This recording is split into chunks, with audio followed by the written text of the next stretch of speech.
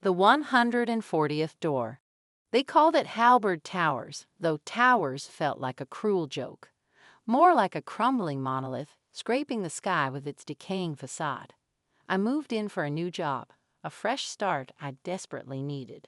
The building was a labyrinth of narrow hallways and forgotten dreams.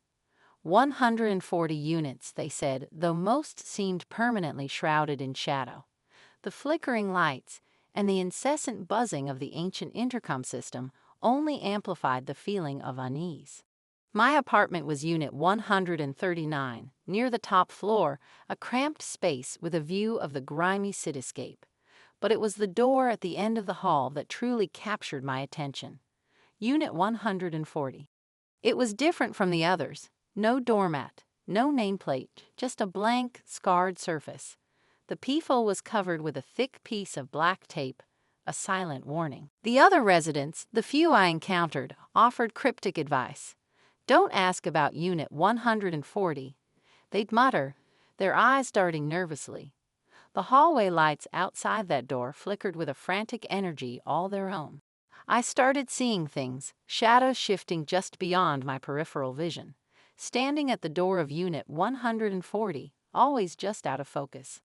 It started on my fourth night, a subtle sound, barely audible above the city's hum, knocking. It came from the wall I shared with Unit 140, always at 2:11 a.m. Tap. A long pause. Tap, tap. Another pause. Rhythmic. Patient. Unnerving. I asked my neighbor, a frail woman named Mrs. Dubois, about it. She confirmed what I already suspected. No one lived in Unit 140, hadn't for years. She gripped my arm, her eyes wide with fear. Ignore it, she whispered. Never, ever knock back. Driven by a morbid curiosity, I pressed a glass against the wall, straining to hear. Beyond the knocking, I could make out a faint sound. Calm, measured breathing. The knocking grew more insistent each night, more urgent. Less patient, more desperate. One night, I couldn't take it anymore. I shouted, my voice trembling, "Who's there?" A voice, raspy and low, answered from the other side. "You opened it." I confronted the building manager, a greasy man named Mr. Abernathy, demanding answers about Unit 140. He sighed, avoiding my gaze.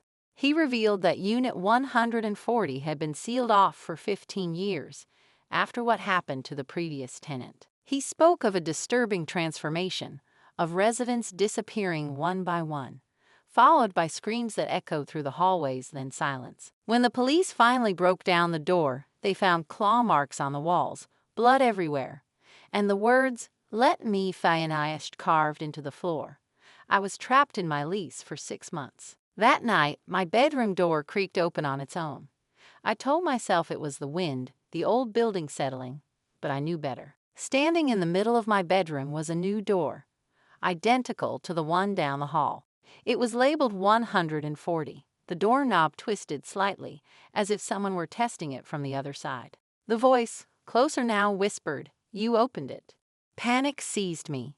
I fled my apartment, running down the stairwell, desperate to escape. But on every floor, the 140th door stood waiting, a silent sentinel in the dim light.